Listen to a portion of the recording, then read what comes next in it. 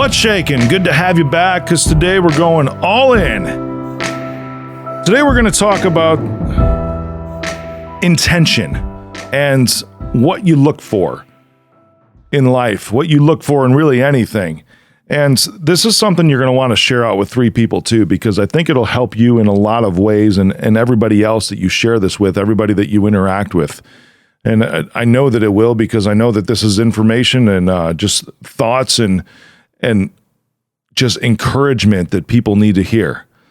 All right, because I'm going to give you some hardcore steps today on how to look for the best things in your life. You with me? Yeah, I know you are.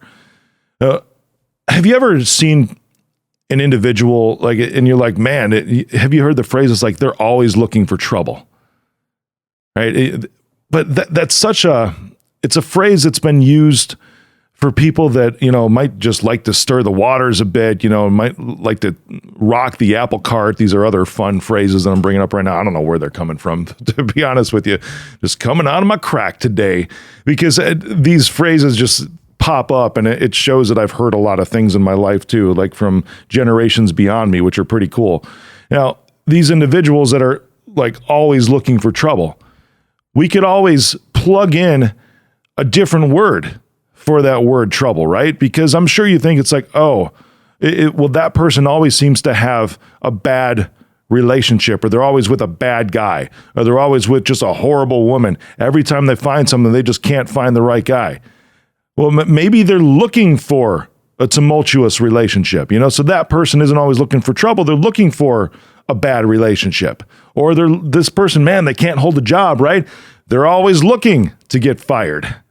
These are thought patterns as you see actions play out when you observe an individual, anybody who just seems to be repeating the same exact scenario every single week, every single month, every single year.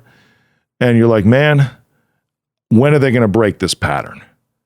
Especially if it's somebody that you care about, right? Or this could be you. If you just think, man, I can't find the right job. I can't hold a job. Or I wish there were some good guys out there. I've heard that one before, right? Man, or I wish there was just a woman that I could find that was so caring. Why are all the women horrible? I've heard that before too. And it's like, because you start thinking these thoughts, you actually train your brain in a negative way to go looking for these things. Now, this could be based off of a trauma. It could be based off of just a bad experience that you had one time, and that formulated what you think all the experiences in that situation are going to be from that point on. Or you might have experienced it a couple of times.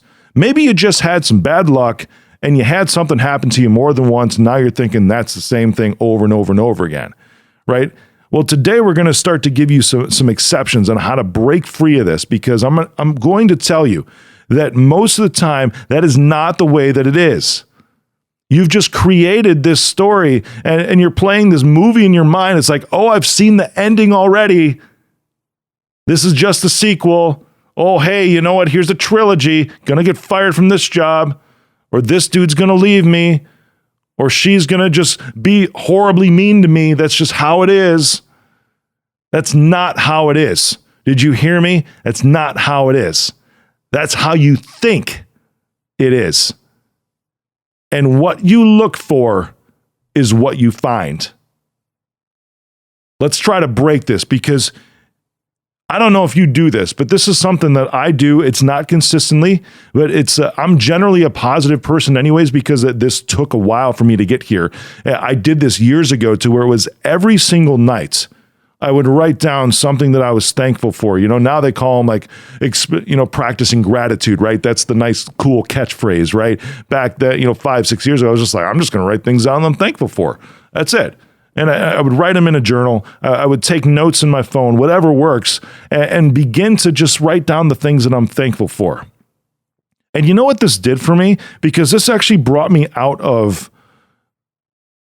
a bad point in my life where I almost died. I've talked about my health issue before, when it was years ago when I almost died, but maybe not so much about my mindset on how I got out of this.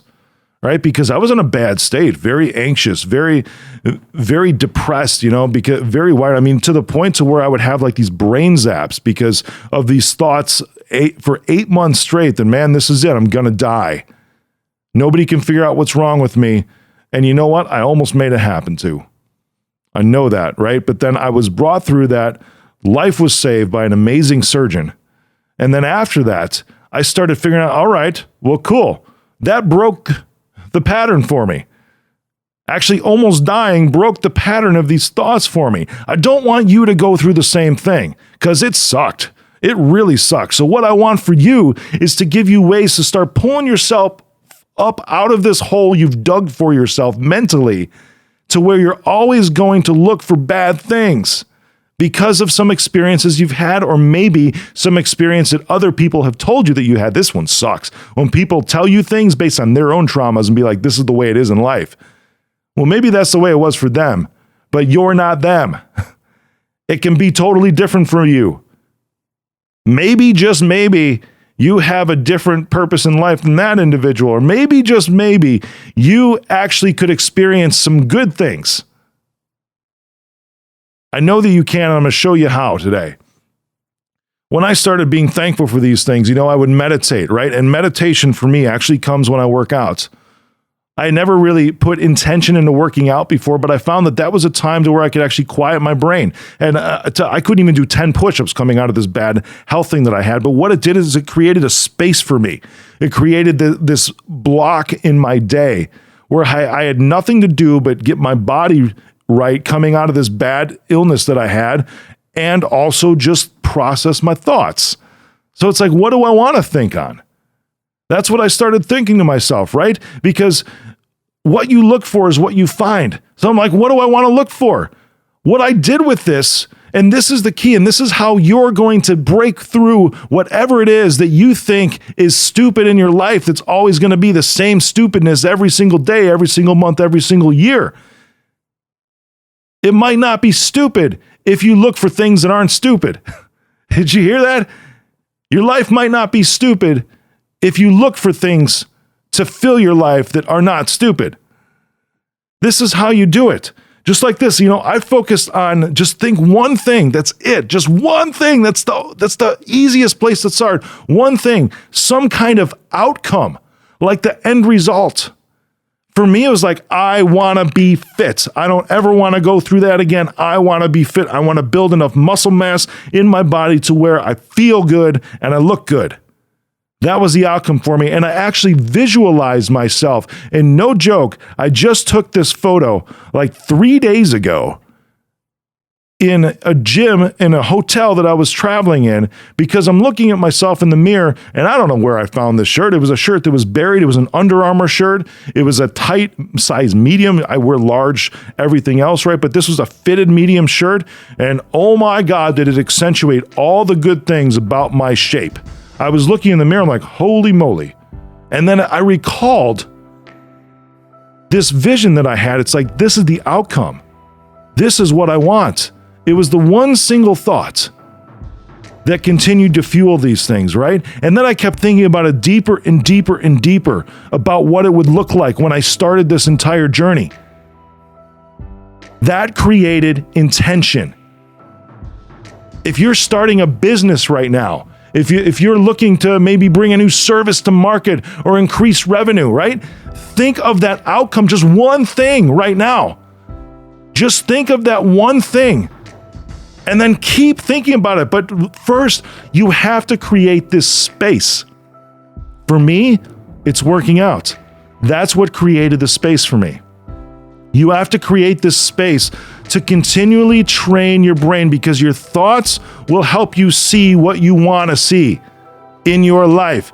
It trains your brain to then almost kind of like tricks it in a way to start to influence your actions. And that's how these things happen. That's intention. So think about the thoughts one time, the outcome, and then keep thinking about them in that space that you created for yourself. think about them over and over and over again. For me, if it's 4 to 5 times a week working out, I'll keep thinking about that while I'm working out over and over and over again about what it actually looks like. Now you're training your brain, and that's going to influence your actions. And everyone, that's called intention. Now you know that what you look for is what you're going to find. So whatever you want to look for, start thinking about that right now, that outcome, and go all in.